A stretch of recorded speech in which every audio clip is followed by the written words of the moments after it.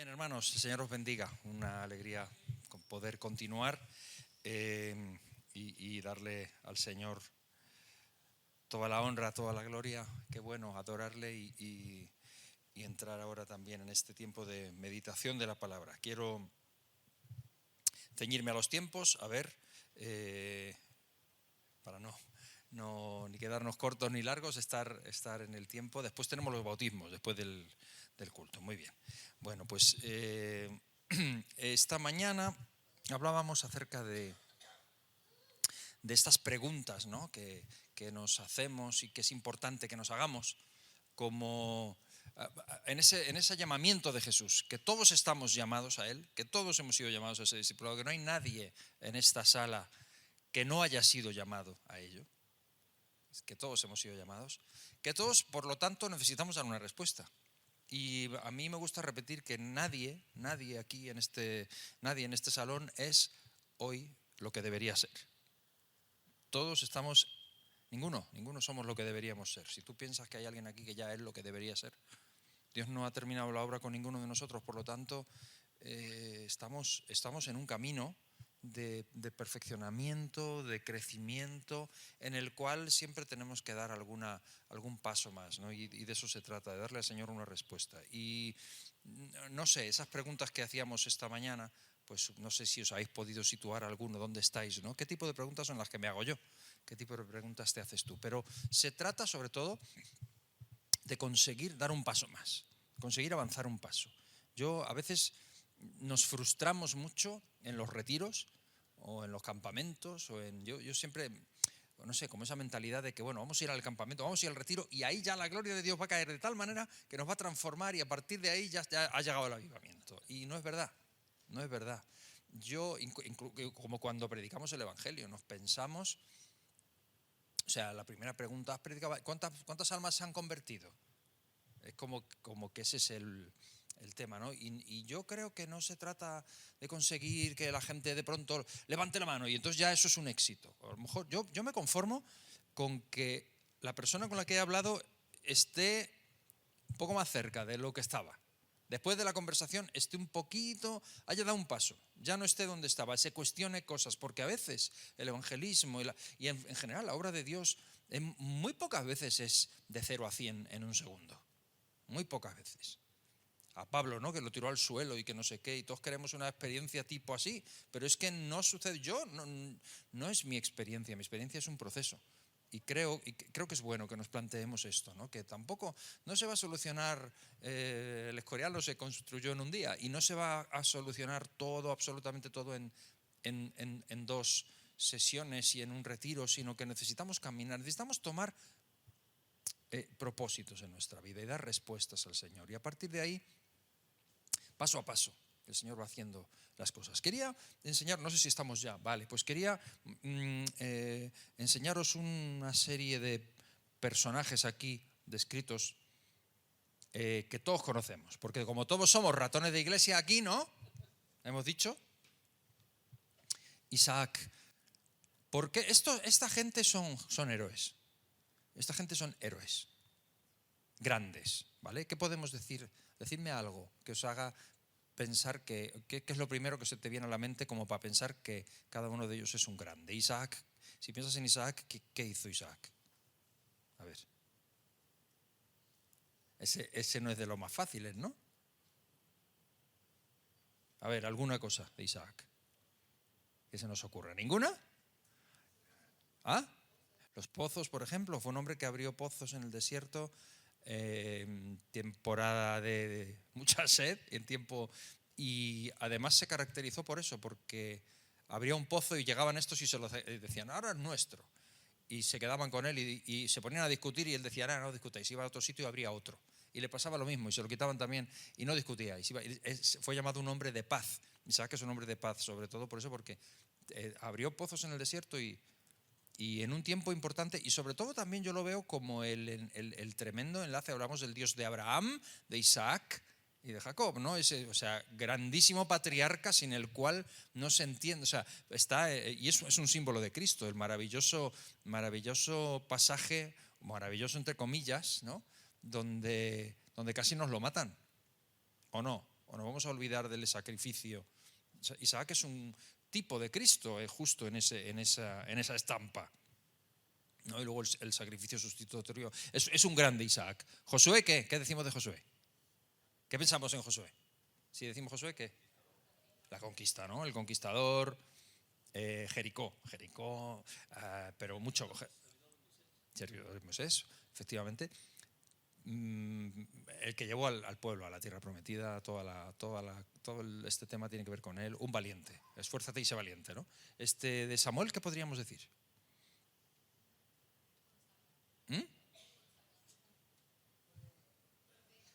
Profeta consagrado, sí, ese se considera el primero de los grandes profetas, ¿no? Tremendo hombre de Dios. Me gusta ese versículo que dice que era un niño, pero que todo Israel sabía que había profeta en Israel, con ese niño. En tiempos donde él dice que la palabra de Jehová escaseaba. La gente iba a Silo a buscar palabra de Dios en el niño Samuel. Qué fuerte, qué fuerte. Y luego el tremendo juez que está ahí entre medias del tiempo de los jueces y de los reyes, ¿no?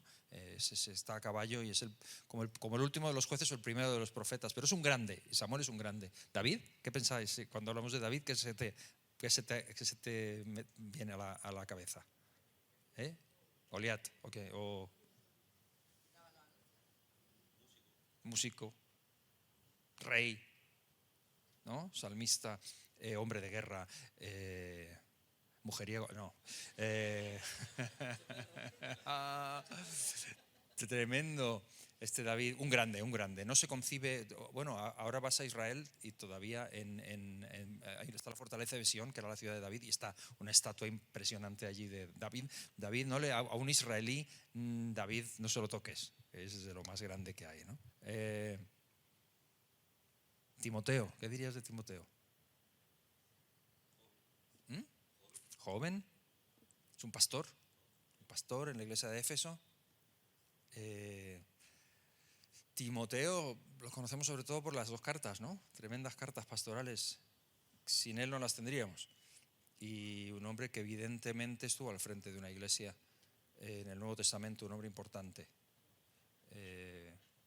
discípulo de Pablo, de los que estuvieron cerca de él y que más llevó la antorcha de Pablo. Cornelio, ¿qué pensáis?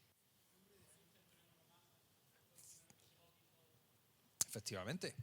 Y es el que abre la puerta de alguna manera de que el Evangelio venga a los gentiles, que somos nosotros. Porque hasta entonces era todo para los judíos. Luego Pedro tiene que dar explicaciones y todo. En Hechos 15, en el concilio, de por cómo se te ocurre entrar en casa de un gentil, no sé qué tal. Cornelio es un hombre que buscaba a Dios, pero que hay mucha gente así, ¿eh? Yo creo que en nuestra sociedad hay mucha gente. A mí hay una expresión que me encanta, yo siempre lo digo en Hechos de los Apóstoles, que no es cristiano, no habla de gente que no eran cristianos, pero dice que eran temerosos de Dios. Me encanta eso. Cornelio era un varón temeroso de Dios. Yo creo que hay mucha gente en nuestra sociedad temerosa de Dios, que no conoce al Señor, pero que es temerosa de Dios. Y eso es campo de cultivo muy bueno, para nosotros. Gente que teme a Dios, pero que necesita que un Pedro venga y se lo explique, de verdad. Pero que están buscando, son buscadores verdaderamente. Cornelio es un grande. Ahora, ¿qué hubiera sido de cada uno de ellos sin estos que ponemos al lado? ¿Qué pensáis de los que están al lado? ¿Qué hubiera sido de Isaac sin un Abraham? ¿Qué hubiera sido de Josué sin un Moisés? De un Samuel sin un Elí. Porque la influencia en ellos, ¿qué hubiera sido de David sin Samuel? ¿Qué hubiera sido de Timoteo sin Pablo? ¿Qué hubiera sido de Cornelio sin Pedro? Pues la historia sería otra. Estos son grandes, pero todos ellos, y nos faltan gente aquí, falta mucha gente. Eliseo, que hablábamos esta mañana, ¿qué hubiera sido de Eliseo sin Elías? ¿Qué hubiera sido de muchos grandes sin ese mentor al lado? Lo necesitaron, sí, llenos de Dios. Tremenda obra que el Espíritu Santo hizo a través de ellos. Pero, ¿qué hubiese sido de ellos sin una figura humana cercana que les marcó los pasos? Incluso, fíjate que Elí pues no es un ejemplo a seguir muy grande. Elí pues era más bien, simboliza más bien un sacerdocio decrépito y viciado en cosas que no son tan positivas, ¿no? De hecho, cuando Dios llama a Samuel, lo que le dice es: he desechado a Elí. Ya no, y además se le acusa de que permitía que sus hijos hicieran cosas, o sea, no los estorbó, y no es un ejemplo. No es un ejemplo de lo que Dios quería para el pueblo de Israel, no es el sumo sacerdote que Dios querría. Sin embargo, estaba en el puesto y sin embargo, ¿qué influencia tenía? O sea, Samuel fue el que guió a Samuel y el que le dijo: te está llamando Jehová. Cuando Dios llamó a Samuel como niño y Samuel no sabía, pensaba que era Elí, pues si era tan malo podía haber dicho: pues sí, yo qué sé, arrogarse la gloria, no sé. Pero lo encauzó y le dijo: ¿qué te ha dicho? ¿Qué te ha dicho, Señor? Y cuando le dijo: me ha dicho que te va a desechar a ti, Elí no hizo lo de Saúl, que Saúl quiso destruir a David. Elí no, Elí era un hombre que hizo las cosas mal, pero temió a Dios y por lo menos algo hizo bien. Influyó en este niño que fue grandísimo en Israel después, ¿no? Entonces, la importancia de esta cuestión de que los héroes se hacen, no nacen.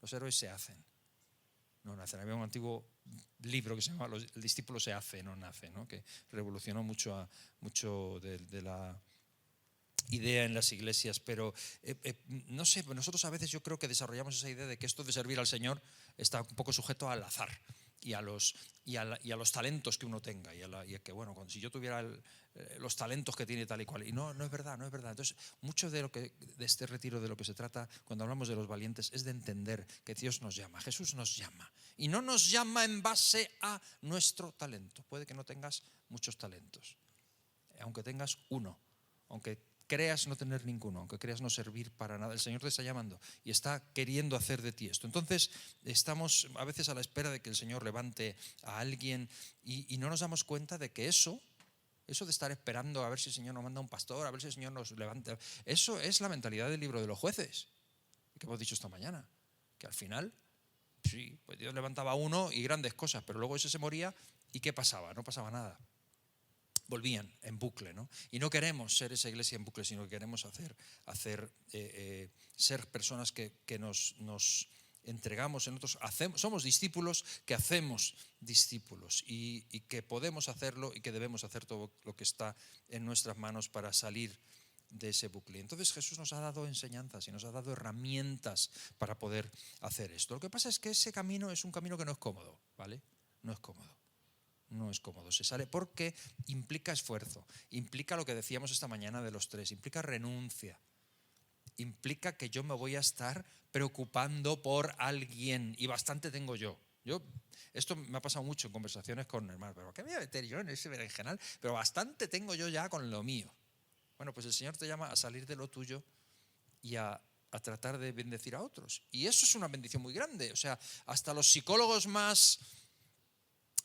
Hoy en día no saben que una de las maneras más buenas de salir de la depresión es que el deprimido se sienta útil para ayudar a otro y salga un poquito, salir de sí mismo. El Señor nos llama a salir de nosotros mismos, ¿no? Ese es el llamamiento al discipulado. Así que ese esfuerzo es el que nos define al final. Si no, nos quedamos como aquellos tres que querían seguir a Jesús, ¿no? Pero si no estamos dispuestos a la renuncia, a no postergar, a poner la mano en el arado y tener un enfoque y no mirar hacia atrás, lo que hagamos o no hagamos con esto es lo que nos va a definir a nosotros mismos. Así que me gustaría hablar hoy, ahora en esta sesión, de unas cuantas estrategias para poder llevar esto a cabo en la práctica, cada uno de nosotros, ¿no? Y en cada una de ellas voy a hablar simplemente, son 5 simplemente, y en cada una de ellas voy a enunciar un principio, un fundamento bíblico para ello, 2, y 3, una herramienta práctica para poder llevarlo a cabo en nuestras vidas, ¿vale? Entonces, si queremos responder al llamamiento del Señor Jesucristo, vamos a mirar estos 5 principios y tratar de llevarlos a la práctica en nuestra vida, con el principio, con un pasaje bíblico y con una herramienta, ¿vale? En cada uno de ellos. Entonces, el primero de ellos Y digo, esto lo podemos aplicar a nuestra vida cristiana. A veces esto se da como material de iglesia, de los pastores. Pero es que la idea es que tú lo puedes aplicar a tu vida, seas un maestro de escuela dominical, seas un integrante del grupo de alabanza, que tocas el ukelele, o eres una ama de casa, o perteneces al grupo de jóvenes, o sea, se trata de cómo puedo yo aplicar esto en mi vida espiritual. ¿Okay? Entonces, primer principio, la mentalidad de multiplicación. La mentalidad empieza aquí arriba, la mentalidad de multiplicación. Tener una mentalidad de multiplicación. Tiene que ver con que tenemos que entender que se acabaron los tiempos del hombre orquesta. Mi padre era un hombre orquesta. Mi padre, como os he dicho esta mañana, yo nací en tiempos de Franco y todo eso, y mi padre predicaba, evangelizaba, tocaba el acordeón, dirigía la alabanza, tocaba el piano, pasaba la ofrenda, hacía todo. O sea, él era el hombre orquesta. Y de verdad que si él faltaba, yo no sé. Mi padre tenía un carácter tan arrollador y un carisma tan impresionante que levantó a toda una generación, y que me sigan los valientes, o sea, para adelante, y todo el mundo allí, ¡guau! Y salí, y compramos una carpa, bueno, qué cosas, madre mía. Yo todavía hoy, luego, claro, luego el pastor fui yo. Y ponte tú, ¿me entiendes? O sea, que a Josué le venían grandes los zapatos de Moisés, pero bastante, seguro. Y a mí mucha gente durante mucho tiempo, y hasta el día de hoy todavía. Tú eres muy bueno, de verdad, Marcos, tú eres muy bueno, pero mi pastor es tu padre, porque tu padre para mí fue, como que tú dices, amén, recibo, ¿no? Es una cosa como que siempre tienes que luchar contra eso, y como que dices, madre mía, qué onda expansiva, tan tremenda hasta el día de hoy, ¿no? Y es así, ¿no? Los hombres de Dios hasta desde la tumba todavía tienen tentáculos. Pero mis hermanos, que estamos en un tiempo en el que a veces tenemos una mentalidad muy, muy antiguo testamentaria. Y luego se ha construido esta cultura de estrellas en el mundo cristiano, ¿no? Como que Dios tiene que... y ahora ya... o sea, el ser estrella, y que una persona sea muy relevante, y entonces esa es la bendición, ya, y se va la estrella, ¿y qué pasa? Y tanto estrellato y tanto ministerio grande, al final lo que ha hecho ha sido robarle el protagonismo a la verdadera estrella, que es la iglesia, y que es quien debería estar brillando.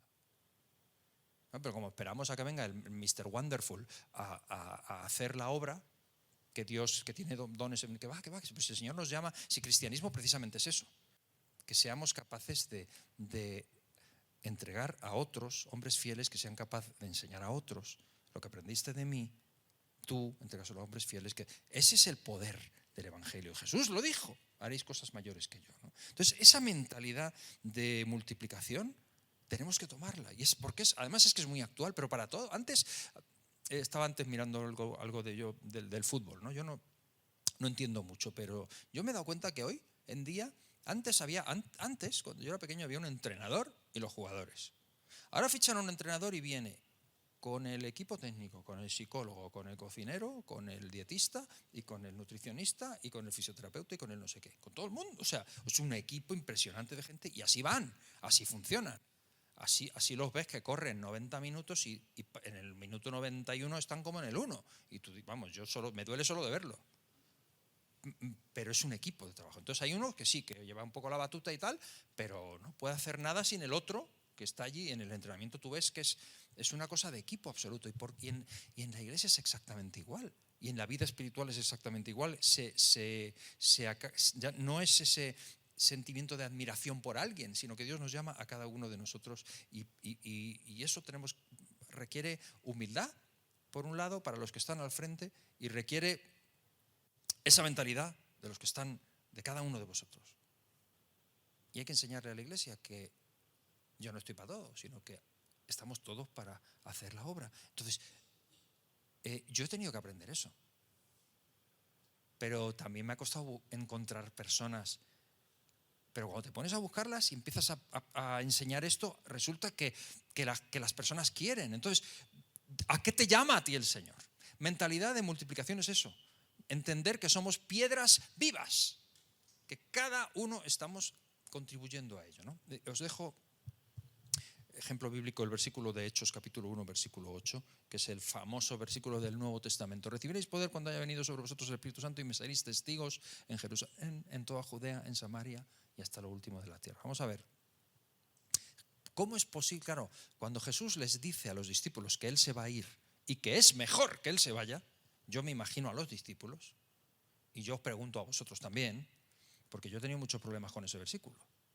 Porque si a mí me preguntas, y a ver vosotros si sois honestos, pero si os pregunto, ¿qué prefieres? ¿A Jesús o al Espíritu Santo? Yo creo que la mayoría nos quedamos con Jesús. A ver, seamos honestos. Si te dan a escoger entre Jesús, así como lo conocieron los discípulos, en persona, ¿vale? Para preguntarle, cuando está esas veces que dice, vamos, si alguna vez te me ibas a aparecer, ahora sería un buen momento, ¿no? Para hacerte un par de preguntas. Jesús, o lo que conocemos del Espíritu Santo, yo creo que la mayoría votamos por Jesús. No, yo quiero estar con el Señor, como María, a sus pies, y hacerle 20 y coserle a preguntas. ¿O no? Pues dice Jesús, pues es mejor para vosotros, os conviene que yo me vaya. Y yo, ¿qué estás diciendo, maestro? ¿Pero cómo que te vas a ir? ¿No vas a dejar? ¿Por qué? Porque si no me fuere yo, el Espíritu no va a venir y no va a hacer la obra. Entonces, ¿para qué estamos aquí? ¿Para sentarnos a los pies de Jesús y disfrutar? No, estamos aquí para que el Espíritu Santo haga su obra a través nuestro, que es imparable.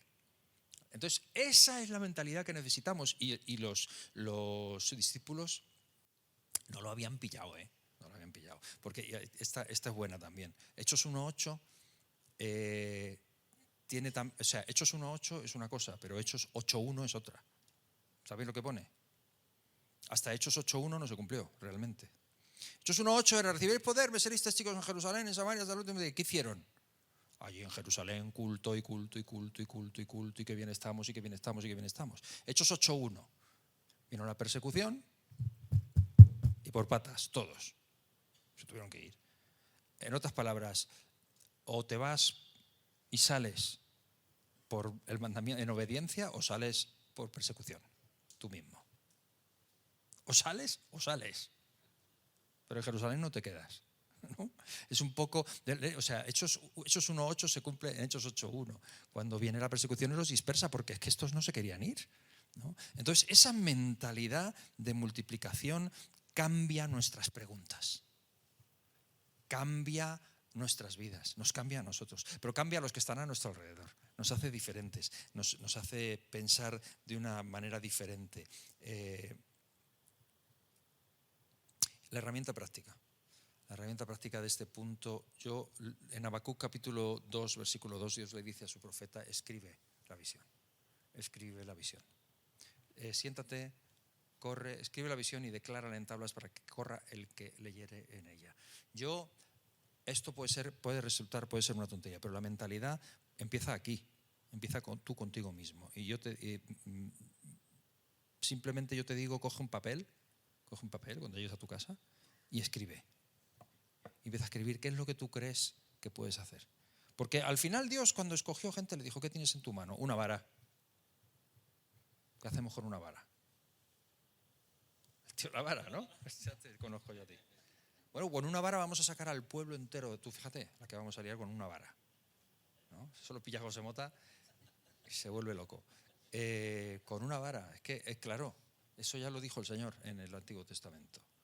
Con una vara. ¿Qué tienes? ¿Qué puedes hacer? Siéntate y escribe cuál es tu visión. Y cuando lo tengas, multiplícalo por 10, o por 100, o por 2 personas en quien tú puedas imprimir eso.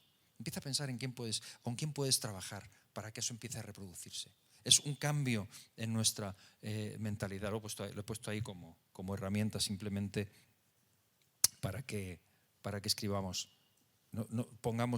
Empecemos a escribir, empecemos a hacer notas de qué es lo que Dios puede hacer en nosotros, y comprométete a hacerlo. Escríbelo y tómalo como algo que Dios ha puesto en tu corazón en este retiro. Y si estás trabajando con los niños, o si estás trabajando con los jóvenes, o si no estás haciendo nada, pero empieza a pensar, comprométete con qué puedo hacer yo, qué tiene Dios para mí, y apúntalo. Porque a mí me ha servido, yo a veces como herramienta, esto de hacer un diario, siempre me ha parecido una tontería más femenina que otra cosa. Pero en el último tiempo me he empezado a escribir. ¿Porque sabes por qué? Porque me sirve. Porque me sirve ver dónde estaba yo el lunes pasado. Ver dónde estaba yo el año pasado por estas fechas. Me bendice leerlo. Y me bendice ver cómo Dios va haciendo las cosas. Entonces escríbelo, qué es lo que el Señor te está poniendo ahora, porque te va a hacer retroceder, volver a ello y no querer ir atrás de esto. Y puede ser bueno, muy bueno. Segunda cosa, voy corriendo porque si no el tiempo se va. El segundo principio, otorgar permiso. Otorgar permiso, dar permiso. Esto es importante. Esto a veces como pastores nos cuesta, pero como cristianos, como hijos de Dios o como gente que estamos al frente de algo, también nos cuesta. Yo, volviendo al principio del fútbol, yo lo he visto constantemente esto, ¿no? Cuando llega de pronto hay un jugador, en la época mía, el delantero centro en el Madrid y luego en la selección era Raúl. Antes de eso era Santillana. Me acuerdo cuando llegó, Santillana era de mucho antes, pero me acuerdo cuando llegó Raúl y le quitó el sitio a Santillana. Y bueno, y pasa constantemente eso, ¿no? Que uno llega y le quita el sitio al otro. Y es como que siempre tiene esa gente que no quiere y otros que sí, que quieren, que tal, y que empujan ese momento de cambio, ese momento de darle permiso al otro. Ok, la mentalidad de multiplicación. ¿Conocéis esa frase de es que tú, Óscar, es que sacas lo peor de mí? ¿No? Es muy española. Es que de verdad, cuando hacemos algo mal, le echamos la culpa al otro. Es que sacas lo peor de mí. Ya, pues ¿qué tal esa mentalidad de decir voy a sacar lo mejor de ti? Voy a ser ese tipo de persona hacedor de héroes. Voy a ser ese tipo de persona que saque de ti lo mejor que hay. ¿Qué eres? Un buen delantero. Yo también lo soy. Bueno, voy a empezar a darte lugar. Voy a empezar a darte permiso. Voy a empezar a permitir y a ser un instrumento. Voy a ser un Abraham para el Isaac. Voy a ser un Elías para el Eliseo. Voy a empezar a darle lugar, a que empiece a hacer cosas, a que Dios empiece a glorificarse en su vida. Y si incluso se glorifica en su vida y resulta que da clase a los niños mejor que yo, gloria a Dios por ello. Porque ya tengo sucesor. Ya tengo alguien en quien puedo dar y puedo multiplicarme en otro. Cuando empiece a hacer lo mismo. El ejemplo bíblico, Mateo 4:19. Dice Jesús, venid en pos de mí y os haré pescadores de hombres. Jesús no buscaba likes. Jesús buscaba personas a las que podría convertir en algo que Él pretendía. Si esa mentalidad está en nosotros, empezaremos a dar permiso a las personas. Es lo que Él hizo. En Juan 20 dice, como el Padre me envió a mí, así os envío yo a vosotros. O cuando sencillamente les dice, vienen y dicen, Señor, que no tienen comida, ¿qué hacemos? Y dice el Señor, dadle vosotros de comer. Está. Ponte a hacer, mueve a otros a hacer lo mismo que estás haciendo tú, ayudándoles, rodeándolos, ¿no? Y a veces no lo hacemos porque tenemos miedo. Tenemos temor al fracaso, tenemos temor al rechazo, tenemos temor a perder el control. No nos gusta salirnos del centro nosotros, nos gusta ser el héroe nosotros. Mentalidad de multiplicación es mentalidad de hacer que otros sean héroes. Temor al conflicto. La herramienta práctica os dejaría una canción, mañana la cantamos. Pero en el último álbum hay una canción que se llama Lo Veo, que yo se la dediqué a mi mujer, pero me di cuenta que esas son palabras que Dios me dice a mí. Son palabras que Dios te dice a ti. Porque tenemos un Dios que llama a las cosas que no son como si fueran. Y a veces lo que necesitamos es que alguien nos diga lo que está viendo en nosotros. A lo mejor tú te ves como que tú no. Y llega alguien y dice, pues yo veo en ti esto y esto. Y tú dices, ¡ah! Y tú no sabes el impacto que tiene sobre una persona. O sea, hay palabras que matan y hay palabras que sanan. Hay palabras que restauran, hay palabras que destruyen. Tú no sabes el impacto que tiene sobre una persona que venga, alguien que está en autoridad sobre ti de alguna manera y que venga a ti y te diga, yo veo en ti esto, veo en ti un hombre de Dios, veo en ti una mujer, yo veo que tú puedes hacer esto, yo veo en ti unos dones y tú dices, pues yo no he visto eso nunca, a mí esto no me lo ha dicho nadie nunca. ¿Tú sabes lo que eso dispara en un corazón? Yo lo aprendí esto y yo entendí que yo como pastor vaya a alguien y le diga, veo esto en ti, despierta la fe de esa persona, activa a esa persona. Y te invito a que, esta es una herramienta muy práctica, comienza a tener conversaciones, lo veo, con alguien. Comienza a decirle a alguien lo que estás viendo, lo que Dios te deja ver en esa persona. Y recuerda que Dios ve en nosotros la obra terminada. ¿No sabes tú que por cada cosa buena que hagas, Dios podría señalar 9 que has hecho mal y dejarte hecho polvo? Y sin embargo te bendice y te hace sentir su presencia y su compañía porque has hecho algo bien. Seamos ese tipo de cristiano, no que le muestra al otro los dones, lo bien que yo lo hago y le hace sentir, no, sino que lo levanta y que lo acerca al Señor y que le ayuda a poder servirle mejor. Y dice, tú puedes hacer esto. Es importante y estás dando permiso a esta persona a que haga algo, porque lo estás impulsando a hacerlo. Tercera estrategia, multiplicando discípulos. La palabra clave es discípulos, porque ya hemos hablado de la mentalidad de multiplicación, pero ¿qué estamos multiplicando? ¿Qué estamos multiplicando? Multiplicando discípulos. Discípulos son gente que... Discípulos no son solamente que reciben, sino que hacen también discípulos. Este es un punto importantísimo. El mandamiento era id y haced discípulos. No estamos practicando el principio de discipulado en la persona hasta que la persona no hace lo mismo con otro. Ese es el punto. Juan 3, versículo 22. Después de esto Jesús vino con sus discípulos a la tierra de Judea y estuvo allí con ellos y bautizaba. La de veces que vemos a Jesús apartarse con los suyos, porque Jesús no solamente se dedicaba a su actividad con la gente y a hacer el ministerio, es que dio tiempo a los suyos para enseñarles que hicieran lo que él estaba haciendo y luego los envía. Y los envía y vuelven diciendo contentos porque se sujetan a los demonios y los tienen que corregir y decir que la alegría no viene por eso. La alegría, alegraos de que vuestros nombres están... Yo no sé la cantidad de veces que Jesús tuvo que decir, madre mía. ¿Tú has pensado en estos 12 que escogió?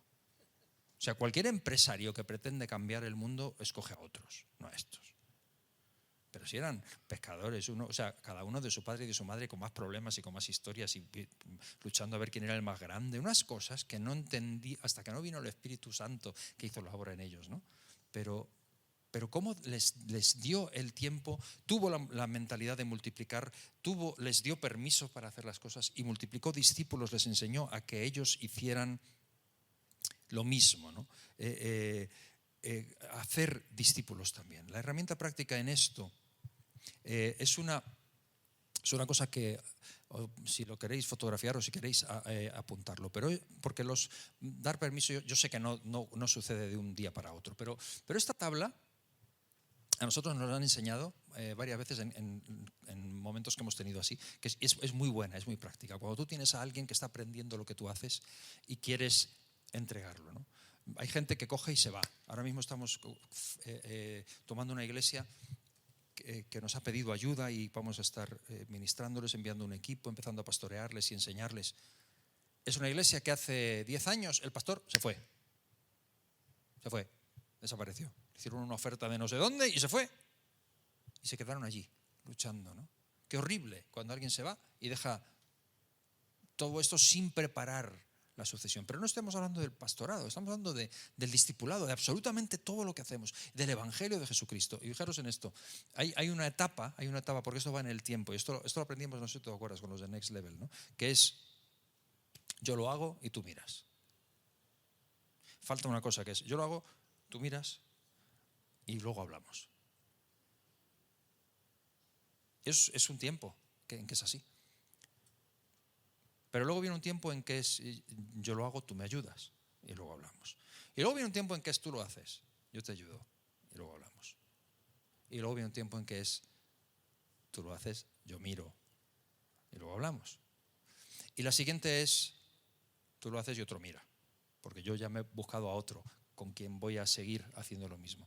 Y con uno, con dos, pero en cosas pequeñas, te digo, no tiene que ser pastorear. Puede ser simplemente dar a conocer a Jesús. ¿Alguno de vosotros habéis llevado algún alma a Cristo? ¿Alguna vez? A veces nos pensamos que llevar a un alma a Cristo es que se convierta, que vea nuestra vida, que le decimos algo, se convierte, ya está. Pero en serio, ¿cuántas mamás hay aquí? ¿Mamás? ¿Ninguna? Okay. ¿Y qué? Cuando después de los 9 meses dais a luz al niño, ya está, ¿no? ¿Ya ha nacido? ¡Ya está! Ya está. Déjalo ahí. Que viva. ¿A que no? ¿No?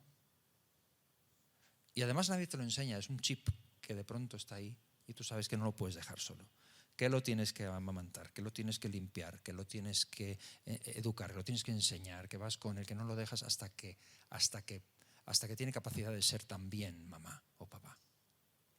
Porque cuando ya llega el momento, hoy lo hablamos, nosotros vamos a ser abuelos dentro de poquito, y ya son ellos los que tienen hijos. Nosotros estamos más atrás, pero no podemos pretender ser los papás, no, son ellos. Haremos mal. Pero es así la vida. Y la vida espiritual lleva eso igual. Y eso es algo que tenemos que entender. A veces hemos pensado que la labor de iglesia, la vida de iglesia es una labor o una especie de club en el que nos encontramos bien, pero el Señor nos llama a esta mentalidad de reproducirnos y esa sería la herramienta práctica. Cuarta estrategia, activando los dones. Activando los dones es un principio que es más que dar permiso, es comisionar a la persona. Es la mentalidad de multiplicación activa la visión, la mentalidad de dar permiso activa la fe. Los pasos estos que hemos dicho de multiplicar o de darle lugar activan a la persona, pero cuando vamos a este principio de activar los dones estamos haciendo que empiecen a trabajar con lo que tienen ellos mismos. El ejemplo bíblico está en Mateo 28, 19, Mateo 28 del 18 al 20, el 19 es id y haced discípulos a todas las naciones bautizándolos en el nombre del Padre y del Hijo y del Espíritu Santo y aquí yo estoy con vosotros todos los días hasta el fin del mundo, etc. ¿no? La gran comisión según la expresa Mateo. Cuando Jesús les envía, ya no solo les ha dado permiso, sino que ahora los comisiona y les está dando cosas muy concretas y enviándolos, dejándolos ir, ¿no? Yo no sé cómo se sentirían ellos, pero seguro que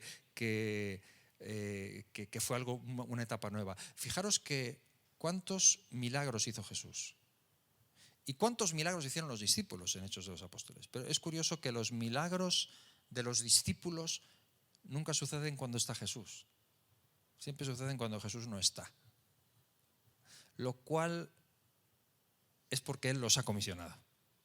Si está Jesús, todos se vuelven a Jesús. Maestro, ¿qué hacemos? Pero cuando no está Jesús, de pronto la sombra de Pedro levantaba al paralítico, ¿no?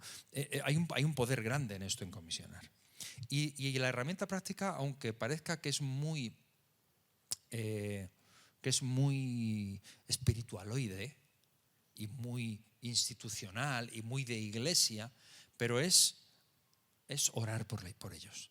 Pero no orar de decir, Señor, bendícele, no, sino orar por ellos, orar. ¿Tú sabes el poder que tiene la oración? A mí me encanta cuando alguien me dice, puedo orar por ti, y ora por mí, y empieza a decir cosas que yo estoy oyendo esa oración y que me está influyendo a mí. Si yo te comisiono a ti, a ver, esto en las iglesias sucede muy visualmente, que se ora, se impone las manos sobre la gente que se va a comisionar y todo el mundo sabe, pues como cuando se entrega el testigo, ¿no? Como cuando Moisés con Josué y que todo el mundo sabe que ahora es el nuevo líder, etcétera, y todo el mundo lo ve.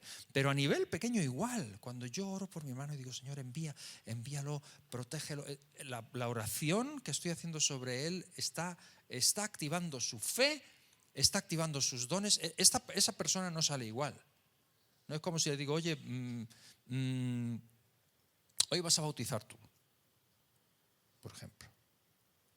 Oye, pues mira, tienes que bautizar. Cuando entren, tal, los coges, pones una mano aquí, se pone así, ¿sabes? Entonces luego tú le haces unas preguntas, se lo digo cómo lo tiene que hacer.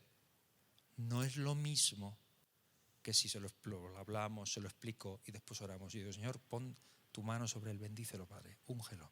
Haz que sea un momento grande. Tú sabes, hablo sobre él, oro por él y lo estoy comisionando. Hay un poder espiritual en eso. Hay un trasfondo y un respaldo espiritual en ello. Porque ya no es un encargo que yo le he hecho, sino que él se siente, esa palabra que se usa tanto hoy, que se dice empoderado, ¿no? Las mujeres empoderadas. Hoy se habla mucho de las empoderadas. Empoderadas, ¿no? Emparedadas, no. Empoderadas. El poder que hay en la oración, en orar y bendecir. Bendecir, que es bien decir, que es decir bien, que es lo contrario de maldecir. es un siervo de Dios. Yo recuerdo siempre eso en la escuela bíblica cuando yo estaba. Hay personas que a mí me han influido, ¿no? Yo lamentablemente no he tenido a ese nivel un mentor, porque era otro tiempo. Todos éramos héroes y había que éramos no sé qué, era otra cosa. Pero yo veo, o sea, hoy a nosotros con el culto del domingo nos sobraba. Con eso teníamos fuel para toda la semana. Hoy no, hoy yo veo que no. Yo veo que no. La gente viene a la iglesia más o menos para callar la conciencia, pero luego pueden vivir los 7 días más lejos de Dios que del sol de la luna. Y por eso tenemos grupos de hogar y por eso tratamos de... Pero es tan necesario, yo creo que es muy bíblico ese trato cercano, ese discipulado. Y yo me acuerdo de una persona que constantemente me veía y me decía, eres un hombre de Dios. Tenía yo 18 años y decía, si te me conociera a mí. Pero claro, era un lobeo constante, era una bendición constante. Y era algo que a mí me influyó. Porque yo empecé a creer que yo no podía caminar de cualquier manera, que yo caminaba delante de Dios, que Dios estaba conmigo, que había algo que no podía ser de otra forma, ¿no? Y eso es muy importante y eso está en nuestras manos también, es una herramienta práctica importante. Y la última, un poco en la línea de lo que decíamos esta mañana, es edificando el reino. Edificando el reino. Ahí os quiero dejar enseguida una herramienta práctica. Se trata sobre todo de qué cosas contamos en la iglesia. Esto es muy práctico. ¿Qué es lo que contamos? ¿Qué contamos? ¿Asientos? ¿Sillas? ¿Asistentes? ¿Dinero? ¿A qué nos dedicamos a contar en la iglesia? ¿Qué tipo de cosas contamos? Dejar de contar asistentes y empezar a contar enviados. Gente a la que hemos liberado de alguna u otra forma. Gente a la que hemos comprometido con el Señor y activado para que hagan algo. Porque esa es la verdadera cuenta, ¿no? No ya los que están activos tampoco en mi proyecto, sino los que hemos discipulado para que sirvan al Señor. Yo a veces pienso cuánta gente ha pasado por nuestras manos, cuánta gente ha pasado por la iglesia y no está. Pero no está no porque se haya muerto o porque se hayan ido al mundo, que los hay también, pero cuántos están en otros sitios sirviendo al Señor. Y qué agradecimiento tan grande porque estamos edificando el reino de los cielos. Hay gente que está entre nosotros ahora y no saben lo que el Señor hará mañana. A lo mejor los lleva a otro país y vamos a dejar de invertir en ellos porque ya no van a engrosar nuestra lista. Estamos edificando el reino de los cielos. Eso es lo grande, el punto en el que estamos. Y la pregunta es esa: ¿cómo medimos el éxito? ¿Cómo mides tú el éxito de tu iglesia? ¿Cómo mides el éxito de tu vida espiritual? Y Jesús dice en Mateo 6:33, buscad primero el reino de Dios, su justicia. Todo lo demás nos será añadido, ¿no? Y esto es lo que Jesús enseñó también a sus discípulos. ¿Tenemos otro pasaje? Maestro, hemos visto a uno que en tu nombre echaba fuera demonios, pero él no nos sigue y se lo prohibimos porque no nos seguía. Jesús le dijo, no se lo prohibáis, porque a ninguno hay que haga milagro en mi nombre que luego pueda decir mal de mí, porque el que no es contra nosotros, por nosotros es, ¿no? Esto es algo que decíamos esta mañana, igual, edificando el reino del Señor Jesucristo. Y entonces yo me he dado cuenta de esto, ¿no? De que durante mucho tiempo en nuestra iglesia el éxito lo medíamos en eso, en contar dinero, el presupuesto, cómo va, o los asistentes que tenemos, ¿no? Y los problemas, hermanos, de contar asistentes y contar el dinero, el problema es que es perfectamente posible que crezca la membresía, pero que el reino de Dios no crezca. ¿Es posible o no? Imposible. Es perfectamente posible que crezca la membresía, pero que el impacto de la iglesia en la ciudad se reduzca. Puede ser, y no es lo que buscamos. Es perfectamente posible que crezca la membresía, pero la calidad espiritual de la vida de cada uno de los cristianos, el número de miembros no nos lo dice. No nos lo dice. Y muchas veces pasa eso, ¿no? Que las iglesias más grandes pues son las que tienen el mejor show. Pero no necesariamente significa que la calidad de la vida espiritual de los miembros es la que debe ser, ¿no? Así que, aún siendo una iglesia local pequeña, ten mentalidad de reino. Ten mentalidad de reino y reprodúcela en tu vida y pon el énfasis en el desarrollo de personas, no de programas. Pon el énfasis en la gente, en las personas, en lo que puedes darles a ellos. Y os dejo esta herramienta práctica y con esto termino, en cuanto a edificar el reino de los cielos. Hazte este cuadro, ¿vale? Hazte este cuadro y lo de arriba es tiempo actualmente, en el año próximo y en los 5 próximos años. Y te lo pones con lo que te apuntas en este retiro, de lo que Dios quiere para ti. Y entonces pon el número parcial de gente a la que tú estás afectando. ¿A cuántas personas estás afectando? No quién ha predicado hoy, no qué tal lo ha hecho Óscar, no qué tal ha cantado el grupo. ¿A cuántas personas estás afectando actualmente? ¿A cuántas vas a afectar el año próximo? ¿A cuántas en los próximos 5 años? Y esto cae en el error de sede que decía yo esta mañana también, ¿no? De que cuál es tu plan para, bueno, Dios dirá, pero tú y yo nos tenemos que proponer afectar personas. Mucho más importante que nuestros programas. Yo en este año y para el año próximo, que tratamos siempre de proyectar en la iglesia una visión, para mí una de las cosas más importantes que como iglesia quiero conseguir es poner más énfasis en las personas que en los programas. Si mi énfasis es que hay que tener culto de oración, estudio bíblico, no sé qué, entonces mi enfoque va a ser cubrir esas necesidades y que se vean hechas y que venga mucha gente a eso. Pero no mi enfoque tiene que ser la gente, las personas. Y si las personas tienen una necesidad en concreto, mis programas tienen que ser en función de lo que Dios quiere hacer en la gente. Porque son las personas a las que el Señor está llamando. A eso nos llama el Señor, a la iglesia en Jaén, a afectar gente. Entonces, ¿cómo medimos el éxito? El éxito se mide es directamente proporcional a cuántas personas afectamos en nuestro cristianismo y en nuestra forma de actuar y de ejercer nuestro cristianismo. Y con ello, una vez más, nos encontramos frente a Jesús que nos llama. Y en ello podemos decir, Señor, yo quiero seguirte. Pero Jesús nos recuerda que las zorras tienen guaridas, las aves tienen nidos, el Hijo de Dios, el Hijo del Hombre no tiene donde recostar la cabeza. En otras palabras, toca renuncia. Toca salir de la comodidad normal de lo que es la vida de iglesia y decir, ¿cómo me quiero comprometer yo? ¿A quién voy a afectar? Piénsalo. Piensa, ¿a quién puedo afectar? ¿A quién quiero comprometerme a discipular, a hacerlo? Puede que diga, Señor, vale, yo lo voy a hacer, pero déjame primero que entierre a mi padre. Y dice el Señor, si tienes cualquier otra cosa, deja que los muertos entierren a sus muertos y dedícate a hacer lo que hay que hacer. No está diciendo, quien conoce a Jesús un poco sabe, que no le está negando a un hombre el derecho a hacer duelo o a enterrar a un familiar. Lo que está diciendo es, esto de lo que estamos hablando es mucho más importante que la vida biológica. Estamos hablando de la vida eterna. Estamos hablando de los resultados que tiene el invertirnos en personas. No lo postergues. No dejes que pasen. No quieras solucionar tantas cosas porque si vas a esperar a tener el mundo perfecto no vas a hacerlo nunca. El Señor nos está llamando ahora ya. Señor, déjame que yo me despida primeramente. Jesús dice, pon tu mano en el arado, no mires atrás.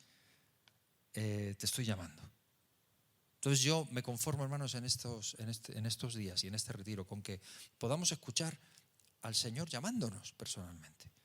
Que estamos en una iglesia que tenemos la salvación, que tenemos una salvación tan grande, que estamos bien, que tenemos amigos, nos sentimos bien entre ellos. Pero el llamamiento del Señor al discipulado es a seguirle a Él y discipular a alguien. Y eso es algo a lo que Dios nos llama. Y para eso se requiere valentía. Por eso se llama lo de los valientes. Y por eso la actividad que va a haber luego de los valientes. Porque, y termino con esta reflexión, estábamos estudiando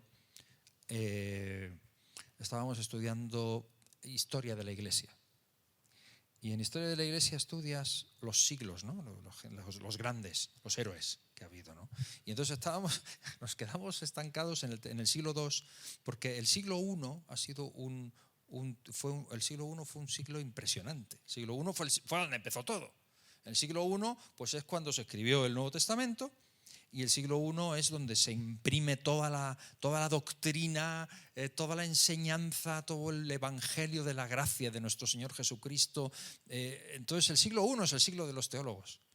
El siglo I es el siglo de los grandes teólogos, de los grandes pensadores, las grandes innovaciones. Pablo, por el amor de Dios, todo lo que escribe, la teología de Pablo, Pedro, las cartas, el Nuevo Testamento, los grandes teólogos son los grandes pensadores, es el siglo I. En el siglo II no hay grandes teólogos, porque se dice que el siglo II fue un siglo de soldados. Fue un siglo de gente que no tenían grandes profundidades, fueron gente que fueron a la arena a dar la vida. No hubo grandes pensadores en el siglo II, hubo grandes soldados. Yo creo que nos sobran los pensadores y nos faltan soldados. Es tiempo de soldados, es tiempo de gente que se ponga la armadura de verdad, es tiempo de gente que coja el reto del Señor y diga, esto es para mí y yo quiero tomarlo. Yo no me conformo con ser uno más y que sepa mucho, porque nos encontramos con eso, gente resabiada, gente que sabe muchísimo. Pero ¿cuántos soldados verdaderos que se parten la cara y dejan la vida? A eso es a lo que el Señor nos ha llamado y el Señor nos dará la recompensa por ello también. Amén. Así que voy a dejar a Óscar que ore. Tú ora, ¿no? Que eres el pastor. Señor os bendiga, hermano.